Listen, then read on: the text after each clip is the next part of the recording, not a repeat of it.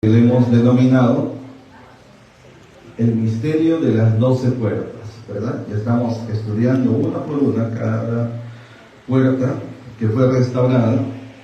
Y entonces, como ya vimos la puerta de las ovejas, luego la puerta del pescado, hoy nos corresponde la tercera puerta, que se llama la puerta vieja. A ver, digan la puerta vieja. Pero no miren a un lado porque no pueden pensar que están diciendo ahí. Ya, ok, vamos a leer. A ver, Nehemías 3, versículos 6 al 12. ¿Ya? Y dice la palabra de Dios: la puerta vieja fue restaurada por Joiada, hijo de Pasea, y Mesulam, hijo de Besodías. Ellos la enmaderaron y levantaron sus puertas con sus cerraduras y cerrojos. Junto a ellos restauró Melatías Gabaonita y Jadón Meronotita, varones de Gabaón y de Mizpa, que estaban bajo el dominio del gobernador del otro lado del río. Junto a ellos restauró Uziel, hijo de Jarjaía de los plateros, junto al cual restauró también Hananías, hijo de un perfumero, o un perfumista también. Así dejaron reparada Jerusalén hasta el muro ancho. Junto a ellos restauró también Refaías, hijo de Ur, gobernador de la mitad de la región de Jerusalén. Asimismo restauró junto a ellos y frente a su casa Jedaías, hijo de Jarumaf, y junto a él restauró Jatús, hijo de Hasabnías.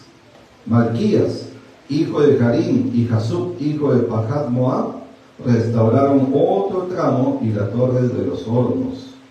Junto a ellos restauró Salum, hijo de Jaloes, gobernador de la mitad de la región de Jerusalén, él con sus hijas, ¿no? Él con sus hijas. Y es la única mención en todo este pasaje que habla de alguien que trabaja en la restauración junto con sus hijas. Pues vamos a orar, hermanos, vamos a ver qué tiene Dios para nosotros en esta ocasión. Padre, gracias, Señor. Gracias por darnos el gozo de venir a tu casa, Señor. Y así venimos con gozo ante tu presencia. Y entramos por tus puertas con alabanza, Señor. Y te agradecemos, te bendecimos, te exaltamos tu nombre y te decimos que tú eres bueno y para siempre es tu misericordia. Oh Dios, al abrir tu palabra, venimos a ti que eres el autor de ella, para que nos des entendimiento, comprensión, revelación. Háblanos, instrúyenos, Señor. Muéstranos, Padre Santo, la enseñanza, las lecciones de vida que están en esta porción de tu palabra. Habla mi vida, habla tu iglesia y a cada persona que está recibiendo esta transmisión, Señor, en este día. Gracias te damos, pedimos tu bendición en el nombre de Jesús. Amén. Amén. Muy bien. Ok, entonces, ¿cómo se llama el tema de hoy? La puerta vieja. Muy bien. Vamos a ver. Entonces, esta es la tercera puerta en ser restaurada, ¿verdad? O sea, luego de restaurar la puerta de las ovejas, la puerta del pescado, vemos que ahora la siguiente es la puerta vieja, ¿no? Esta puerta se llamaba así y era conocida también como la puerta antigua, aunque muchos estudiosos de la Biblia dicen que esta era la puerta principal que llevaba a la entrada principal, ¿verdad?, de la ciudad antigua o ciudad vieja. De ahí que viene el nombre de la puerta vieja o puerta de la vieja ciudad, también se le podría conocer, ¿ya? De la antigua ciudad de Jerusalén, que en un principio se llamaba Salem, ¿no? Entonces esta se cree que era la puerta de entrada principal, ¿ya? Se cree que estaba, algunos dicen que estaba al este, otros dicen al norte, ¿verdad?, de Jerusalén. Yo me inclino más que estaba hacia el norte, porque más adelante, cuando leemos que vinieron gente de otras ciudades vecinas, esas ciudades vecinas que se llaman Gabaón y Mizpa están precisamente al norte, lo cual hace creer que esta puerta tenía que estar ubicada ahí, ¿no?, en esa dirección, porque por ahí llegaron las personas que vinieron a ayudar. ¿Ya? Ahora, cuando hablamos de la puerta vieja, tenemos que preguntarnos, ¿no? Hagámonos una pregunta. La pregunta que yo me hago y creo que debemos hacernos es: ¿qué importancia tiene esta puerta vieja para nosotros? ¿No? ¿Qué lecciones de vida tiene para nosotros? ¿Por qué se tomaron el trabajo de restaurar una puerta vieja? Porque aquí no fue que hicieron una nueva, ¿no? Que quitaron los escombros y hicieron una nueva, sino que de la misma, de lo que había quedado, sobre eso fue restaurado. Entonces, ¿por qué? Ya sabemos, ¿no? Es más fácil hacer uno nuevo. ¿Por qué se tomaron el tiempo, el trabajo, el esfuerzo de restaurar esta puerta vieja? Bueno, como sabemos que todo lo que Dios hace tiene un propósito, obviamente debe tener alguna lección para nosotros. ¿Estamos? ¿Lo creemos? Sí, ¿verdad? Porque Dios no hace nada sin propósito. Y si dejó que esto fuese aquí registrado es porque algo tiene para enseñarnos. Así que vamos a ver qué es lo que tiene para nosotros. La mayoría de los que estudian este pasaje, la mayoría concuerda en que la puerta vieja se refiere a las sendas antiguas, ¿no? Las sendas antiguas se le llaman, y citan mucho a Jeremías, que yo también lo voy a mencionar, y estoy de acuerdo, creo que sí, pero yo quisiera enfocarme más que hablar de las sendas antiguas, como creemos que toda la Biblia habla de la persona de Cristo, y que los símbolos o los objetos, ¿verdad?, y las tipologías del Antiguo Testamento señalan a la persona y la obra de Cristo. Yo quisiera enfocarme más por ese lado, ¿sí? Así como la puerta de las ovejas se representa a Cristo como aquel que es la puerta de salvación, ¿verdad?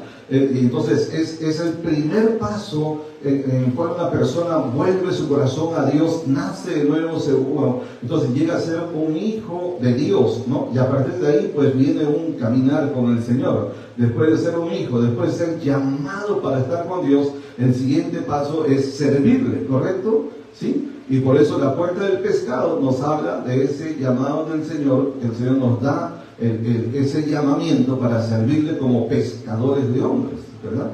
Ahora estamos en la puerta vieja. Entonces, ¿qué representará en relación con Cristo?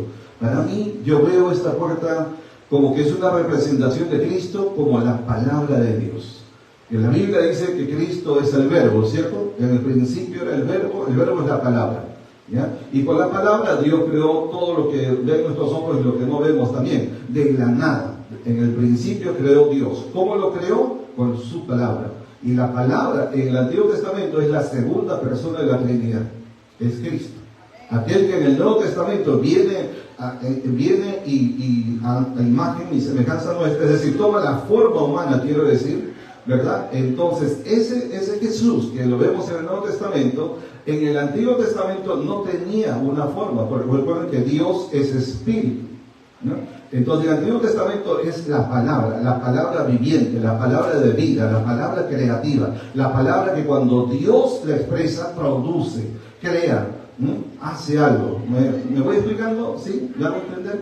Ok, entonces creo que Cristo aquí está representado en esta puerta vieja. ¿Por qué? ¿Cómo lo relacionamos? Porque cuando hablamos de la palabra de Dios, por supuesto nos referimos a la Biblia, ¿cierto? La Biblia, en su voz original es Biblios, que significa una colección de libros, ¿no? Y en esta Biblia tenemos una colección de 66 libros, 39 en el Antiguo Testamento, 27 en el Nuevo Testamento. ¿Lo dije bien? 39 en el Antiguo, 27 en el Nuevo. Pero ¿en cuánto tiempo fue escrito esta palabra? Esta Biblia, esta colección de libros. ¿En cuánto tiempo? Aproximadamente. 1600. Exactamente, así es. Entre 1500 a 1600 años fue escrito todo el contenido, ¿verdad? Los diferentes libros de la Biblia, ¿sí? Aunque narra hechos de miles de años, ¿no? Pero el tiempo que se escribió fue aproximadamente unos 1600 años. 1600 años no es poco, ¿verdad? Y estamos hablando hasta cerca del año 100 después de Cristo. De ahí, hasta el año 100, que se escribió el último libro con el apóstol Juan, de ahí para acá, ¿cuánto tiempo ha pasado? Casi 2000 años. Entonces tenemos más de 3500 años de antigüedad que fue escrita esta palabra. ¿Me estoy explicando? Entonces es un libro antiguo. Sí, es un libro viejo, si se quiere decir en cuanto a tiempo, ¿no? Y por eso es que algunas personas lo tienen como que está desfasado. Desfasado es como decir fuera de tiempo, fuera de temporada, ya no es moderno, ya no es para algunos, ¿no? O para mucha gente, como que ya no es relevante para nosotros hoy, porque habla de gente antigua, ¿no? De hechos que acontecieron. Imagínense, habla de Abraham, habla de Moisés, habla de Job, que se cree que es uno de los libros más antiguos, ¿no? Que era contemporáneo con Abraham, muchos creen así, ¿no? Entonces habla de eventos que acontecieron miles de años en civilizaciones muy lejanas para nosotros y en un idioma que ni comprendemos ni hablamos. ¿Me estoy explicando? Entonces, mucho por ver eso. Dice, entonces, ¿eso qué nos puede ayudar a nosotros? Y sin embargo, hermanos, cada vez que nosotros abrimos esta palabra, es cierto que nos enseña, que nos da lecciones, aún de eventos de tanto tiempo atrás. Sin embargo, ¿cómo nos sirve en el día de hoy? ¿Cuántas leyes, cuántas ordenanzas, cuántos principios de vida están contenidos en esta bendita palabra, que aunque sea vieja en cuantos años, sin embargo sigue teniendo el mismo poder, la misma relevancia, la misma autoridad para el día de hoy? Amén. Así es. Por eso la Biblia, aunque tenga muchos años, continúa siendo fundamental para revelarnos la voluntad de Dios y cómo debemos vivir una vida que agrade a Dios. Amén. Colosenses 1:10.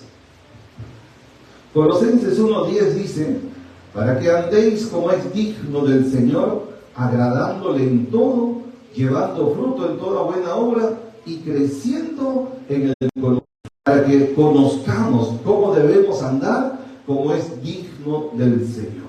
Amén.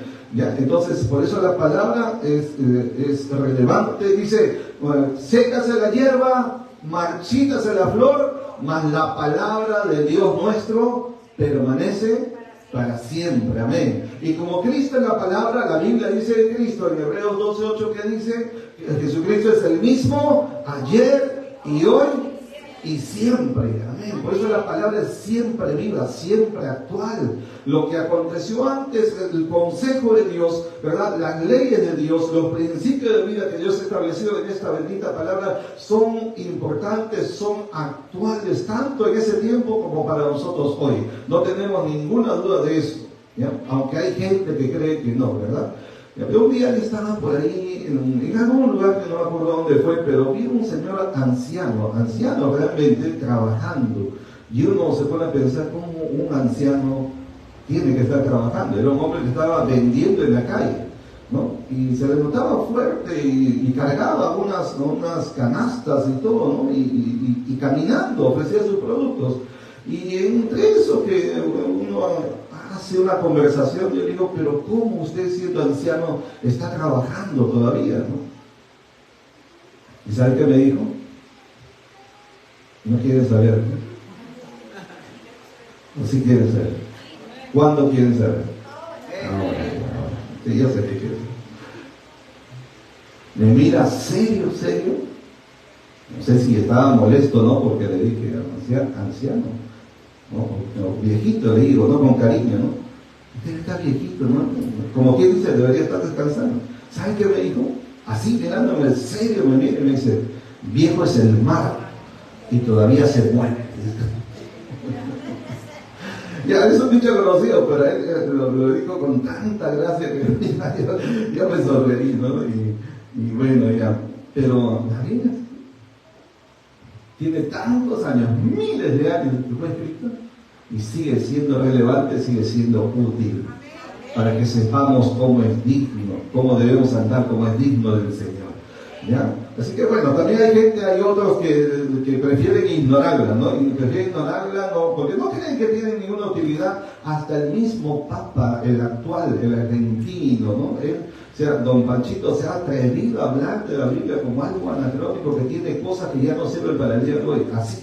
Así, con esas palabras, ¿no? Es increíble, ¿verdad? Que alguien que esté en esa posición de autoridad, representando una religión que supuestamente cree en Dios, tenga que decir eso de la palabra de Dios, ¿no?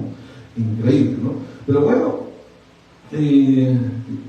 a ver, si nosotros deseamos que nos vaya bien en la vida, que creo que eso es lo que todos queremos, tener éxito, que nos vaya bien, que no fracasemos, que aunque haya errores y debilidades y problemas, pero aún así que el final de cuentas sea positivo, el balance sea positivo, ¿verdad? Queremos que nos vaya bien, ¿sí o no, hermanos? ¿Ustedes? Sí, ¿verdad? Ahora bien, Deuteronomio 6.1 dice: estos pues son los mandamientos, estatutos y decretos, hablando del contenido de la palabra de Dios. Estos pues son los mandamientos, estatutos y decretos que Jehová vuestro Dios mandó que os enseñase, para que los pongáis por obra en la tierra a la cual pasáis vosotros para tomarla. Justo antes de que Israel ingresara ya a tomar posesión de la tierra prometida, ahí en Canaán, en la antigua Palestina, ¿verdad? Entonces Moisés les hace recordar, ¿verdad?, todo el trajinar que habían tenido por el desierto, y a la nueva generación, los hijos de los que salieron, porque los que salieron no entraron, se quedaron y murieron en el desierto. Tanto decían que vamos a morir en el desierto, ahí se murieron. Por eso cuidado con lo que hablamos, ¿no? Los que entraron fueron la nueva generación.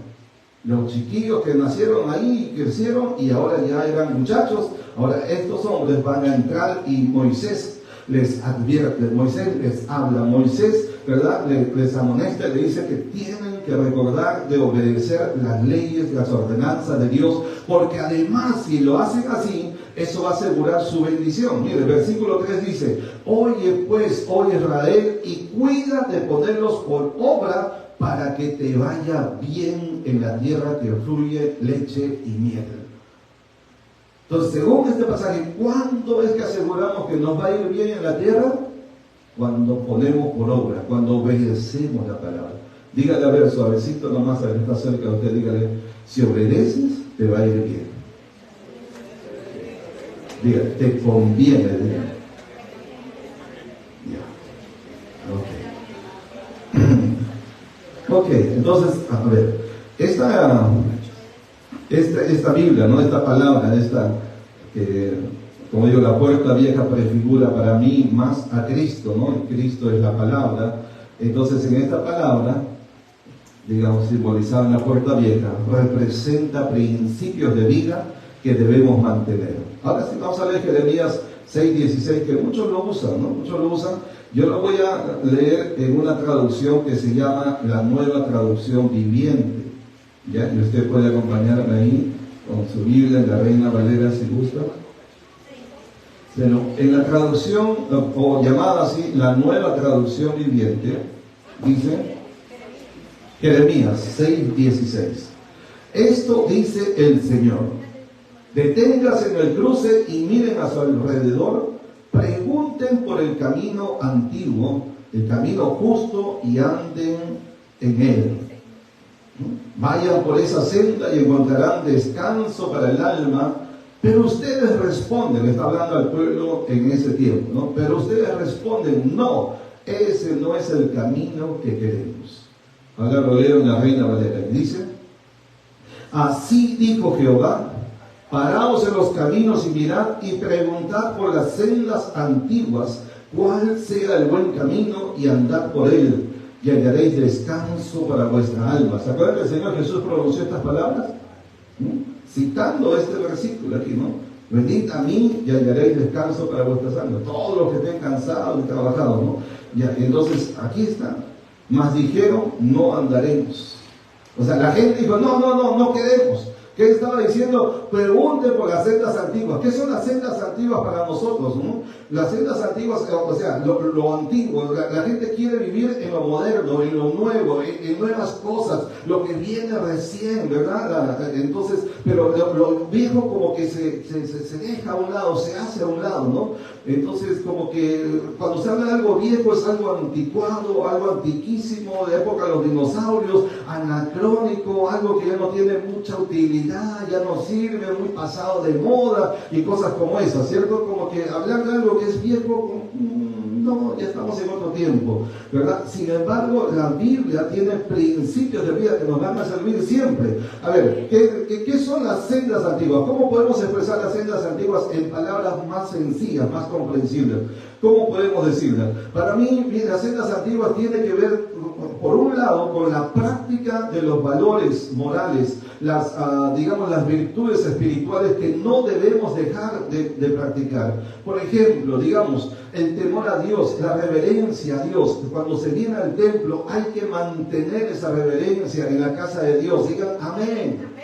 Sí, ¿no? Y cuando estamos en la calle también, y cuando estamos solos en privado también, mantener el temor, el respeto, de saber que Dios está presente donde quiera que vayamos, donde quiera que nos encontremos, Dios estará ahí. Por lo tanto, si tengo temor, caminaré como es digno del Señor, hablaré como es digno del Señor, actuaré como es digno del Señor. Es decir, practicaré lo que es justo, practicaré lo que es honesto, procuraré ser íntegro. Me estoy explicando, no debo mentir. O sea, esos son valores, virtudes que debemos mantener. Pero hoy en día una persona que trata de hacer eso, se le ve como alguien, ¿cómo se le puede decir? O sea, usted está caminando, a una persona se le cae su monedero, su bolso, se le cae un dinero, ¿no? Y sigue caminando y usted lo toma. Usted es un buen cristiano, ¿verdad? Y lo toma y va y se lo lleva y se lo entrega. Y otras personas están mirando y dicen, ¡qué bruto! ¡Qué tonto! Dicen, ¿no? ¿Yo qué? ¿No? ¿Sí o no?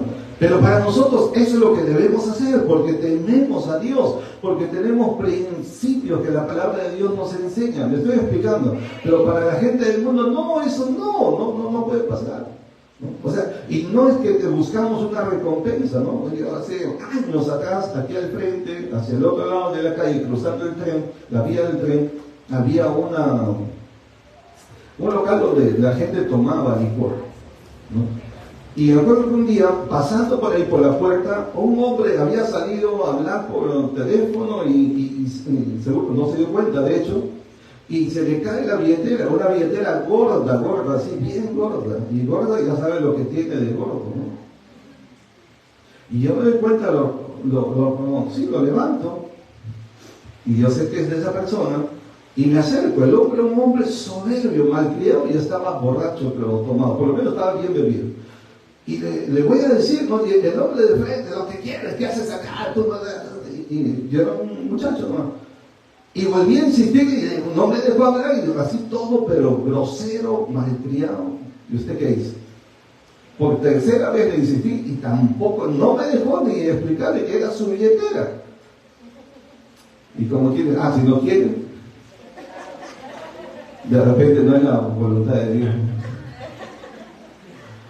No, en ese momento dije, bueno, no voy a hacer nada, porque de repente hasta este hombre me pega, estaba con otras personas más, y la cosa es que yo era flaquito, ¿no? Entonces estábamos así, y ya me mandaban a la otra cuadra, ¿no? Y entonces ya lo guardé, pero yo sabía que no era mío, yo sabía de quién era. Y dije, ¿y ahora cómo hago para devolverle? Porque no me deja devolverle. Y era una carga para mí, ¿y ahora cómo hago? Entonces busqué la billetera, había billetes. El hombre vivía en Miraflores. Y encontré su dirección, todo en Miraflores. Ya uno más o menos hace una idea de cuánta plata puede tener, ¿no? Porque no cualquiera vive por ahí, ¿no? Entonces con todo el dinero dije, bueno, encontré también su número de teléfono, lo llamé, le dije, ya, por supuesto, pasando otro día, porque hasta que se recupere, ¿no? Ya, y entonces le digo, mire señor, yo le conté todo lo que estoy contando a ustedes, y digo, quiero ir a devolverle, ¿no? Ya, y me dice, ya me dice, yo vivo en tal lugar, sí, acá está su dirección, voy a ir, va a estar ahí, sí, ya, yo le espero, ya. Y estaban sus documentos también y todo, pues no, o sea, un gasto enorme que iba a hacer. Aparte del montón de dinero que estaba perdiendo, o ya lo había perdido, también volver a sacar documentos, usted sabe, ¿no? Gasto de tiempo y gasto de dinero, ¿no? Brevete, el DNI, bueno, ese tiempo era la libreta electoral, esos tiempos, ¿no? De la puerta vieja. Y bueno, ¿saben qué pasó, hermanos? Cuando les voy a llevar, yo gastando de mi plata, gastando de mi tiempo, creo que hasta en taxi me fui porque estaba apurado. Y a lo mejor no les cuento, hermano. Bueno, el asunto es, ya para no serles larga la historia, el entrego, el otro me dice, ya, bueno, ok, está bien. Ni siquiera me dijo gracias. Y el tiempo que gasté, el dinero que gasté, creo que de verdad que no creo que me fui en taxi, por eso me acuerdo tanto. el hombre me dijo, o sea, nada, bueno, está bien, qué bueno que me has devuelto. Y eso fue todo. Entonces, a partir de ahí dije, nunca más. No dije. No, porque, o sea, no importa cómo sean otras personas. O sea, otras personas pueden ser como sean, eso no debe cambiar nuestros valores, nuestros principios de vida. ¿Me explico, hermano? Eso es volver a las sendas antiguas, eso es mantenerse. Pero cuando acá dice, no, pregunten en los caminos, paraos en los caminos y mirad y preguntad por las sendas antiguas, cuál sea el buen camino y andad por él y hallaréis descanso para vuestra alma. Entonces hay que mantenernos, ¿no?, en todo esto, ¿ya? Otra cosa de la senda antigua, digamos, las virtudes que hay que mantener es el respeto, no solo a Dios, respeto a nuestros padres también. Sí, respeto a papá, a mamá, ¿no? Ya la edad que tengan, ancianos, adultos, como fueran, ¿no? O padres jóvenes también hay, ¿no? Ya hay que respetarlo, ese es un valor que hay que guardar. Otro valor es el respeto al prójimo, sea quien sea. La persona más sencilla, la persona más rica, la persona más educada, la persona inculta, ignorante, la persona humilde, pero a toda persona debemos respetar. Ese es nuestro prójimo, ¿sí o no, hermano? La Biblia dice que amarás a tu prójimo como a ti mismo. Entonces el Señor nos manda a amar, por lo tanto debemos respetarlo también. Otro valor que debemos es el respeto a las autoridades. Eso se ha perdido bastante, se ha deteriorado bastante, ¿no? Ya hoy en día, ya, claro que las autoridades mismas no se hacen respetar. Las autoridades mismas, con tanto robo, tanta corrupción, tanta injusticia que cometen, hacen que pierdan el respeto de la gente. Pero la gente del mundo, nosotros no. La Biblia nos habla de que debemos respetar y someternos ante toda autoridad. Y que las autoridades han sido establecidas por Dios. Amén. Hay que respetar, ¿no? Otros valores que hay que mantener es, por ejemplo, la puntualidad.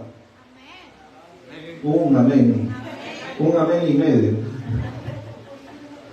¿Ah? Otro valor, a ver, digan ustedes otro valor. Ya, es que la están leyendo, ¿eh? Díganme ustedes otro valor.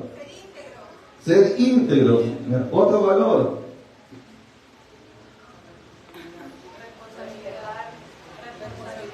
La responsabilidad, el compromiso, ¿verdad? El mantener nuestra palabra, qué tan difícil es ahora, ¿no? Decir sí y mantener el sí, o si dices no, mantenga su no. Pero decir sí, después dice no, y después más o menos, después depende, vamos a ver, entonces, no pues, ya, entonces hay que mantener todo eso, ¿no? La castidad, aquí está hablando, ¿no? Mantenerse casto. Hoy en día se ve una señorita que se mantiene virgen, un varón que se mantiene casto también se ve como un sonso, ¿no? O sea, para el mundo, ¿verdad? El mundo lo ve así, ¿no? ¿Qué? ¿Ya tienes 20 años y nada? Sí, 20 años ya es viejo ya para no haber participado en esas cosas, para el mundo, ¿no? Aquí en el Perú, pero aquí en el Perú se hizo una investigación, conoce una organización que se llama CEDRO, que trabaja mucho con la niñez y la adolescencia. Ellos hicieron una investigación hace unos años atrás y encontraron como resultado que en el Perú la edad de inicio para los que participan en drogas, la edad de inicio los que participan en alcohol, la edad de inicio los que participan en el sexo fuera del matrimonio es a los 12 años. 12 años. Y estoy hablando de hace varios años atrás. Probablemente eso haya bajado todavía más, ¿no? O sea, un niño en general, los que entran a ese mundo de las drogas, el alcohol, el sexo, la fornicación, ¿no? 12 años. Niños. Ni siquiera adolescentes, ¿no? Preadolescentes. Entonces, cuidado, ¿no? ¿Ya? Entonces, otra senda antigua es el consejo de los padres. Ese es otro de las sendas antiguas, buscar el consejo de los ancianos, el consejo de los padres, porque los padres y madres, la edad que han vivido, las experiencias que han tenido, es un tesoro de un valor incalculable, es algo que nosotros que todavía no hemos llegado a esa edad, no hemos pasado por todo lo que ellos han vivido, ¿verdad? Entonces han acumulado tanto de experiencia, aún de lo malo, también de lo bueno, ¿verdad? Y tienen mucho para enseñarnos, ¿sí o no? Entonces no se debe tener a un padre, y aún mientras más anciano, pues debe tener más experiencia de vida, ¿no? Y por lo tanto más sabiduría, se espera que así sea. Pero no se debe tener que porque es viejito ya no me comprende, ya no me entiende, ya es pasado de siglo, pasado de milenio y todo eso, ¿no? Entonces, no, o sea, ese es otro valor aquí en la senda antigua que nosotros debemos mantener, debemos buscar, debemos, ¿no? Aquí digo también el consejo de los ancianos, busque consejo, busque ayuda, busque dirección. La persona que no busca consejo, hermano, yo creo que es alguna medida, alguna expresión de orgullo, de arrogancia, ¿no? Porque nadie lo sabe todo. Nadie tiene toda la experiencia de vida, ¿cierto? Entonces necesitamos, por ejemplo, mi papá siempre nos dice, ¿no? Hasta un sabio necesita de otro sabio. Y es verdad. El que anda con sabios, sabio será, dice la Biblia. Entonces, para adquirir sabiduría hay que andar con gente sabia. Y la sabiduría está más en los ancianos, ¿no? Sí, hermanos, sí. ¿Ya? Entonces, bien, ok, bueno, bien. Sí, la hermana Rosita, amén. Es que sí es verdad, es verdad. Pues, sí. Mire, yo les conté que conocí a la mujer de, ¿cómo se llama? La que tuvo 5 maridos, ¿cómo se llama? La mujer samaritana. Yo conocí a la mujer samaritana moderna en un país. Encontré en un país. Y ella misma me dijo, pastor, yo soy la mujer samaritana. ¿Por qué? Yo he tenido 5 maridos. Y casi le pregunto, ¿y el de ahora es su marido? Porque estaba casada, no, pero ya era cristiana. Y ella me dice, su testimonio es así se llama ella, la ex mujer samaritana, porque había tenido 5 fracasos matrimoniales, ¿no? Y ahora sí tenía un esposo, y ambos cristianos. Cuando yo le conocí, ya ellos eran cristianos, ¿no? Por medio de un pastor amigo que hace poco partió con el Señor en otro país. Y entonces me dice ella, pues, ¿no? Usted cuando dice una mujer que ha tenido 5 matrimonios, 5 hombres diferentes, ¿cómo creen que le verán en la iglesia? Si la hermana viene y se sienta al lado de su esposo, ¿usted qué hace? Pero el pastor sabiamente le dijo que no se tuviera en poco, que ella tenía mucho para enseñar. Porque cuando la gente más bien piensa y dice, con tanto fracaso, tantas caídas, ¿quién le va a enseñar a esta mujer? Pero el pastor con sabiduría, un pastor anciano también le dijo, hija, tú tienes mucho para enseñar. Quiero que enseñes a las jóvenes, a las señoritas, lo que no se debe hacer. Y está bien, o sea, ¿no? ¿Cuáles son las causas de tus fallos, de tus caídas, ¿no? ¿Por qué has fracasado tantas veces? Eso enséñale para que ellas no cometan los mismos errores que tú has cometido. Y la hermana feliz, ¿no? Compartiendo, claro, hasta de lo malo, hasta las equivocaciones se aprende también, ¿sí o no, hermano? Claro, si uno derrumba, no su vida, es decir, si uno cambia, ¿verdad? Y era una hermana de oración tremenda mujer de fuego en oración, pero una gran intercesora, ¿no? Entonces, porque Dios no desecha a nadie, pues si esta mujer samaritana, el Señor mismo la fue a buscar. Cuando usted lee Juan 4, dice, le era necesario pasar por Samaria. Y los judíos no pasaban por Samaria. Y el Señor Jesús, siendo judío, la Biblia dice, le era necesario pasar por Samaria. ¿Por qué? Porque había una mujer ahí que necesitaba el perdón, la restauración, ¿verdad? Y que fue un instrumento. Ella fue la primera misionera para su propia nación, a los samaritanos.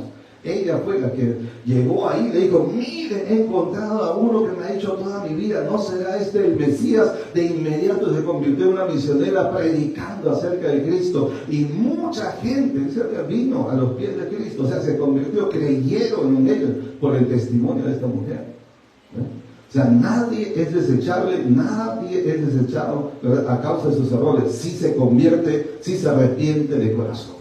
Amén. Muy bien.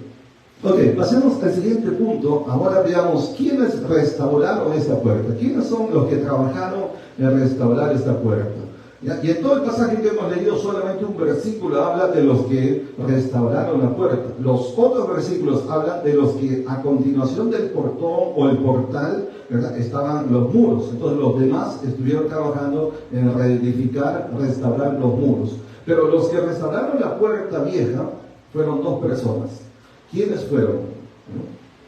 Versículo 6. A ver, Nehemías 6. Perdón, Nehemías capítulo 3. Vamos al versículo 6. Denme un chance para buscarlo.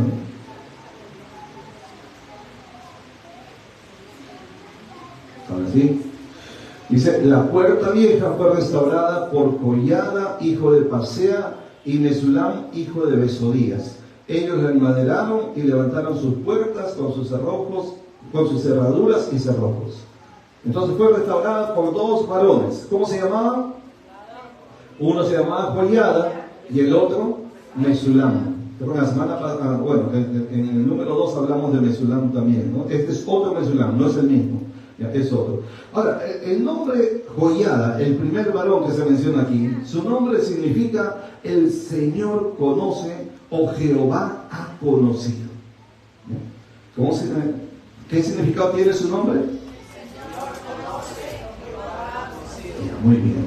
Y tenía un padre llamado Pasea con H al final, ¿no? Y este nombre es bien interesante porque miren su significado.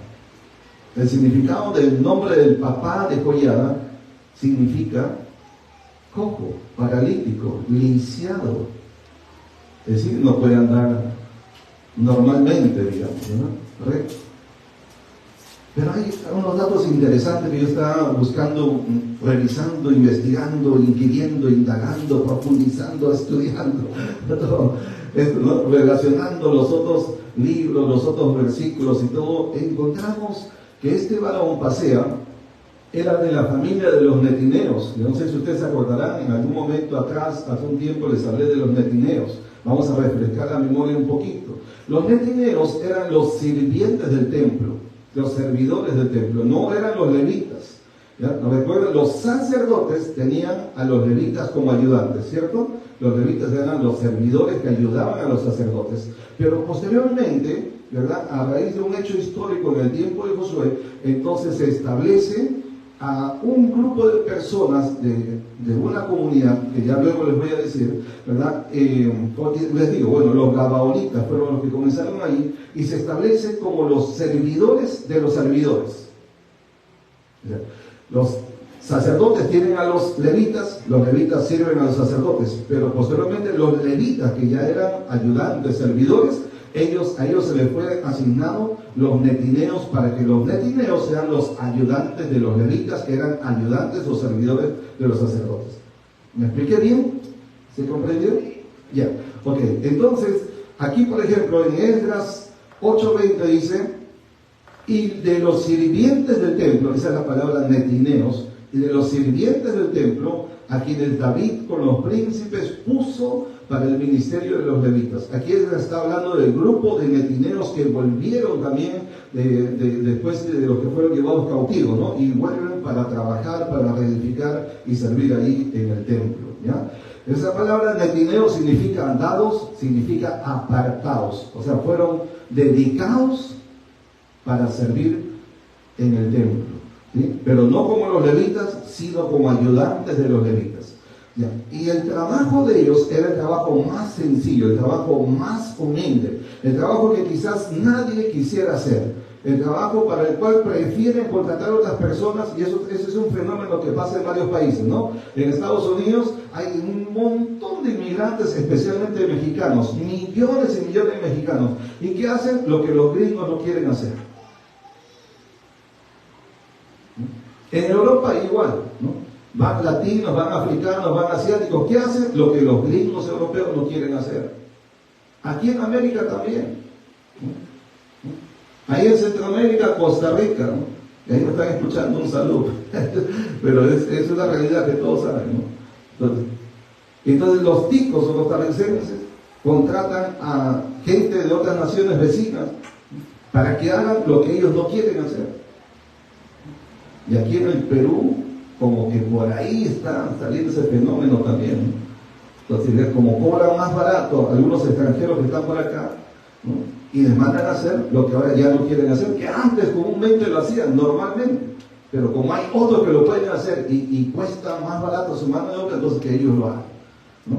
Es un fenómeno que se está dando en varios países, ¿ya? Ahora, el trabajo de ellos fue un trabajo bien humilde, digamos así, ¿no? Fueron llamados para ser leñateros y aguateros. Que eran leñateros y aguateros. Me recuerda el tiempo de Josué. Ellos habían pasado toda esa temporada del desierto por 40 años. Ahora van a entrar ahí a la tierra prometida, ¿verdad? Y entonces conquistan primero. ¿Cuál fue la primera ciudad? La primera ciudad que conquistaron, ¿cuál fue? Jericó. Segunda ciudad. Hasta ahí llegamos.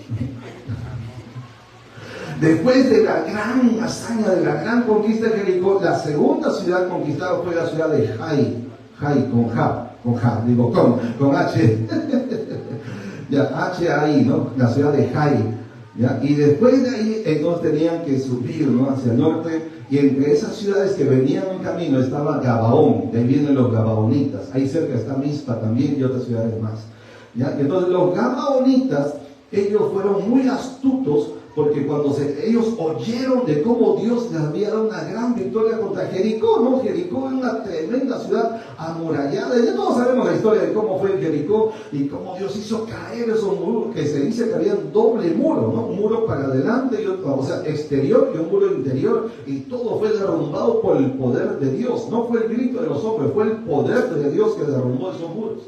¿Ya? Y entonces, después vino la ciudad de Jai, que también era grande, poderosa, y también fue destruida, ¿no? ¿Ya? Y entonces los gabaonitas, cuando vieron eso, idearon astutamente, con astucia, ¿verdad? Y con inteligencia también, ¿ya? Idearon una forma de salir bien librados, porque ellos dijeron, ellos definitivamente van a arrasar con todo, ¿no? Y Jehová pelea por ellos. ¿Qué hicieron? ¿Cuántos conocen la historia de los gabaonitas? ¿Saben qué hicieron?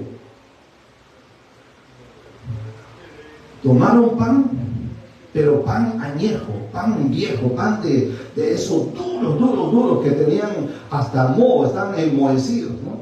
Agarraron y agarraron costales así, esos que uno deja guardado, lleno de humedad, lleno de moho, lleno de polvo y todo eso. Ahí metieron los panes, sacaron la ropa más vieja que tenían, todo descosido, roto, todo así, lo más viejo, pusieron los calzados así harapientos, ¿no? Todo cortado, malogrado, todo. Usted no se vestiría así, ¿no?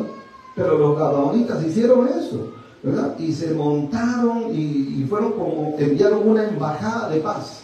Y cuando llegaron donde Josué y los israelitas, que estaban ya estaban conquistando la tierra, y la gente sabía que Jehová peleaba por ellos, entonces ellos, en el temor que tenían, idearon esa astucia, ¿no? Y dijeron, nosotros somos, ¿verdad?, tus siervos que venimos de tierras muy lejanas, de lejos. Mira, cuando nosotros salimos de nuestra tierra, el día que salimos nuestro pan estaba fresco, nuestra comida, nuestra ropa estaba nuevecita, pero mira cómo estamos, están lejos nuestro pueblo, que mira cómo hemos llegado hasta aquí, pero hemos venido para pedirte que hagamos una alianza, hagamos un pacto, ¿verdad? Porque nosotros seremos vuestros siervos, ¿ya? Y entonces Josué y los israelitas miraron y dijeron, no será que nos están engañando, de repente ustedes son de aquí, nuestros vecinos, viven cerca y se hacen en los vivos, ¿no?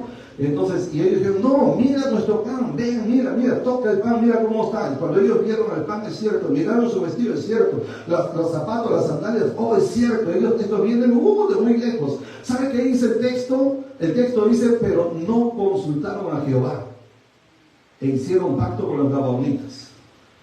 Y les perdonaron la vida, cuando Dios les había dicho que tenían que destruir todo, arrasar con todo, porque ese pueblo había tenido su oportunidad de parte de Dios, pero los habían pervertido en idolatría, un montón de cosas terribles, ¿no?, que están en Deuteronomio y en Levítico. Entonces, pero estos hombres justamente dijeron, pacto con nosotros, que perdonarán nuestra vida.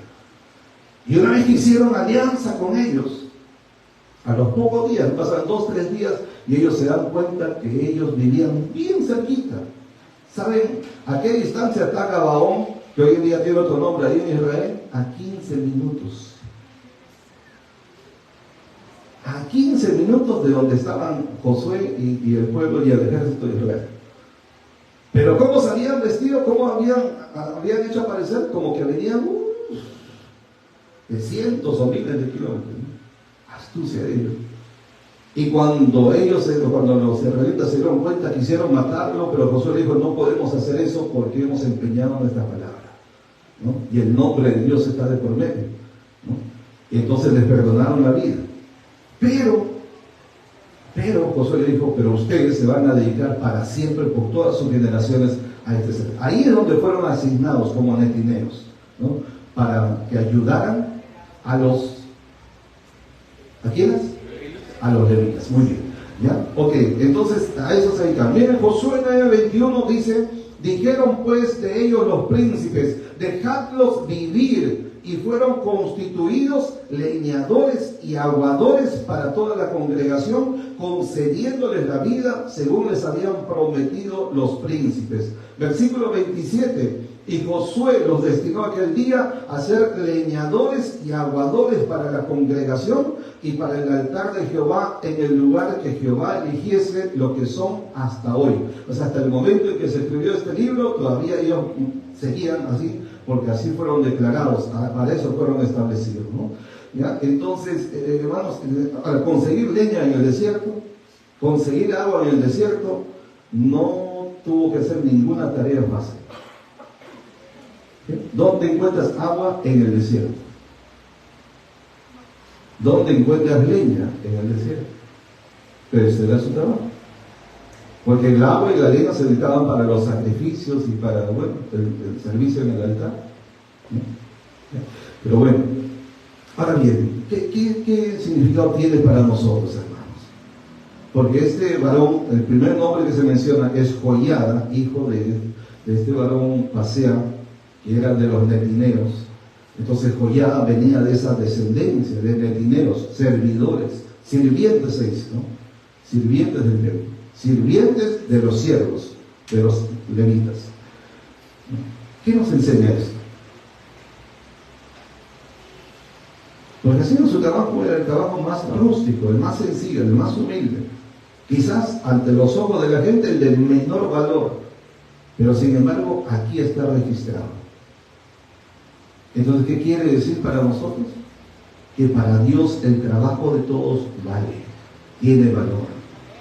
Dios valoriza, le da un valor al servicio que todos hacemos. Si no, simplemente Dios no hubiera mostrado eso, no hubiera dejado que se registre eso.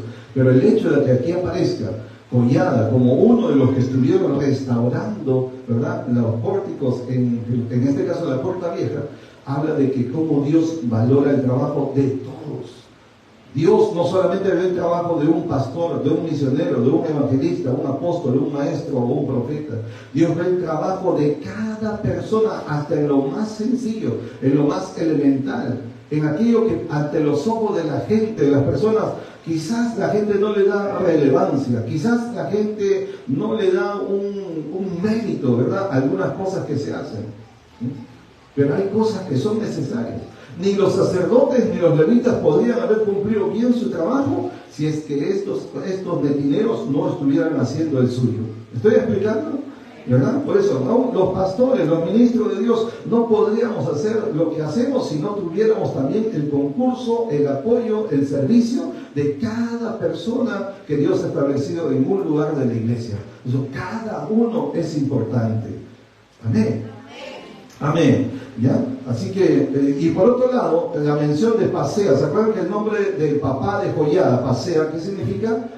Cojo, paralítico, lisiado, ¿verdad? Y entonces eso nos enseña que las incapacidades naturales o físicas no son una limitante, no es una limitación cuando alguien quiere servir a Dios de corazón, ¿sí? Alguien puede estar delicado, puede estar enfermo, puede estar con dificultades, puede ser lo que fuera, ¿verdad? En cuanto a la salud física, para Dios no es un problema, ¿no? Aquí tenemos a este varón como netineo también, que eso no fue una limitación. Así que, ¿verdad?, todos son bienvenidos los que quieren servir al Señor. Amén. Hallarán un lugar. Luego, el otro varón que estuvo restaurando también, junto con Joiada, se llama Mesulam. De Mesulam hemos hablado ya en el caso anterior, pero les menciono nomás como recuerdo. Mesulam significa amigo, significa aliado, apacible también, y viene de una raíz que significa amistoso, ser amistoso, ¿no? Entonces Mesulam va a representar aquí, no es el mismo Mesulam del anterior, este es hijo de Besodías, ¿no? El otro era de Berequías, si no me equivoco.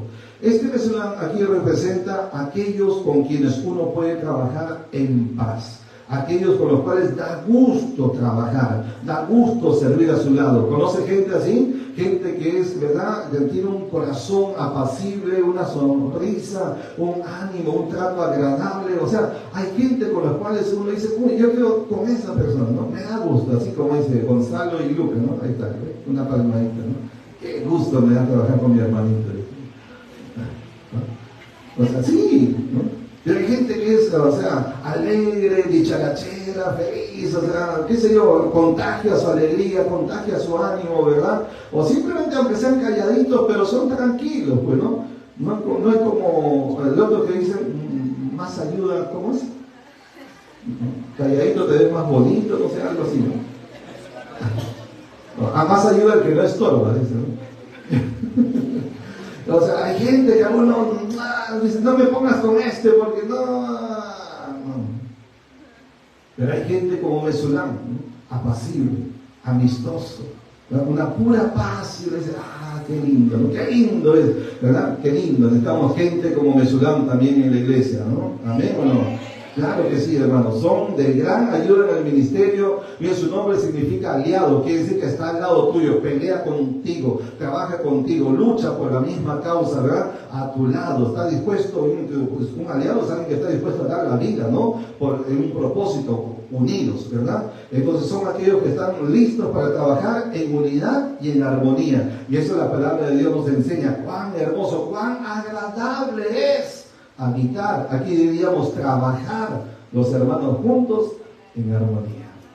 Amén, amén. Ahora, el papá de Mesulam se llamaba Besodías. No viene de beso, ¿no? Porque es un nombre hebreo. Entonces, Besodías significa, bien interesante, porque su nombre significa en el consejo de Dios.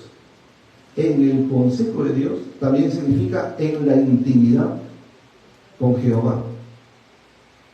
En el consejo de Dios, en la intimidad con Jehová. Y ya el nombre habla de alguien que va a la presencia, acude a la presencia, a la intimidad de Dios, ¿no? A buscar dirección, a buscar consejo. ¿Me estoy explicando? ¿Sí? O sea, qué lindo, ¿no? Este era el papá de Mesulam. Que por su nombre vemos que era un hombre, ¿verdad?, que buscaba a Dios, buscaba dirección de Dios. Entonces, este Besodías para nosotros nos habla de aquellos padres que respaldan a sus hijos que sirven a Dios. Los padres que animan, ¿no? Que dan todo el ánimo, todo el apoyo, ¿verdad? Moral, espiritual, económico, en todo sentido, ¿verdad? Para que sus hijos sirvan al Señor, dediquen su vida al servicio de Dios. Gracias por el amén de los papás. Ya, pero yo creo que una de las mejores cosas que los padres pueden hacer es animar, alentar, apoyar a que sus hijos sirvan a Dios. Lo mejor que le puede pasar, hermano, ¿no?, en su familia, en su casa, que su hijo dedique su vida al servicio de Dios. ¿Qué mejor que eso, hermano? Claro, todo padre también tendrá el deseo, no, yo quiero que mi hijo sea un profesional, o que sea un empresario, o que se case por lo menos con una mujer millonaria, por lo menos, ¿no? Mínimo, ¿no? Ya, bueno. Porque se ríe Anita así. No, pero claro, o sea, lo natural es eso, ¿no? Un padre dice, quiero lo mejor para mi hijo, y lo mejor que se piensa naturalmente, su profesión, su negocio, su empresa, un buen matrimonio, ese es el pensamiento, que eso es lo mejor, es lo natural. Pero en el reino de Dios, en el reino de Dios, ¿qué es mejor?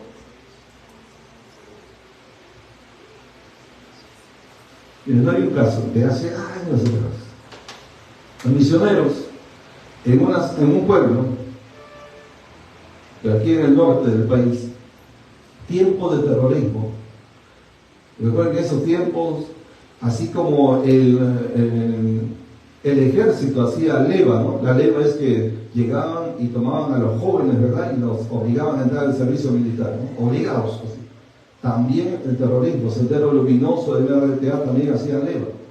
Y entraban a las aldeas, a los pueblos, se llevaban a los jovencitos, hasta niños, sabemos, ¿verdad? ¿No? Por los documentales que se han hecho, para adoctrinarlos y prepararlos. ¿Se acuerdan cómo se llamaban esos niñitos que los prepararon para ser terroristas con mentalidad atea, mentalidad comunista? ¿Cómo se llamaban? Los pioneritos, ¿se acuerdan? ¿No? Ya, y es uno de esos pioneritos que cuando era un niñito, cuando creció, fue uno de los que hizo unos grandes atentados aquí en Lima, en la capital, uno de los peores que se hizo aquí, ¿no? Bueno, en esa temporada, cuando pasaba eso, un grupo, compañeros míos, misioneros, llegaron aquí al norte, en Cajamarca. Llegaron a una casa, una familia, ahí establecieron una iglesia, y entre las familias que se convirtieron, hubo una familia que tenía 2 hijas. Bueno, creo que tenían más, pero por lo menos yo supe de 2 de ellas. Una menor y otra mayor. Y los jóvenes misioneros, donde íbamos siempre animados, los padres envíen a sus jóvenes para prepararlos, capacitarlos en la escuela de misiones, para prepararlos para que sirvan a Dios. Siempre animábamos así, ¿no? Y entonces en esa familia también mis compañeros dijeron, envíen a sus hijas, ¿no? Y el papá dijo, no, yo quiero que mi hija sea eso, ¿no? Que tenga éxito en la vida, que le vaya bien, que sea una profesional y todo, ¿no? Pero la menor le rogó tanto, que le dijo, papá, déjame, yo sí quiero servir a Dios, yo quiero ir, yo me voy a preparar para la obra misionera. Tanto le rogó, hasta con lágrimas, que le convenció y le permitió ir. La historia final de las 2 es que la mayor se la llevaron, ya saben quiénes, la reclutaron. La menor hasta el día de hoy sirve a Dios y está yendo bien. Y el padre, ¿cómo se lamentaba? Mejor hubiera dejado a mi hija que sirva al Señor. Claro, eso no va a ser el caso de todos, ¿no? Pero sí, no hay mejor cosa que servir a Dios. No hay mejor cosa. Bueno, y además, hermanos, de cada familia tiene que haber alguien, ¿no? Y en cada iglesia tiene que haber quienes se dediquen. O sea, algunos serán profesionales, otros serán negociantes, empresarios, emprendedores, o trabajadores, ¿no? Está muy bien, muy bien.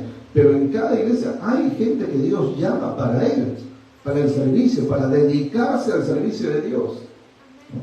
Y el asunto es que necesitan el apoyo de sus padres, necesitan el respaldo de sus padres. ¿Aló? ¿Sí? Es necesario, ¿no? Porque si no, ¿de dónde creen que salen los pastores, los misioneros, los evangelistas, los maestros, los ministros de Dios? ¿De dónde salen? De la iglesia, pues.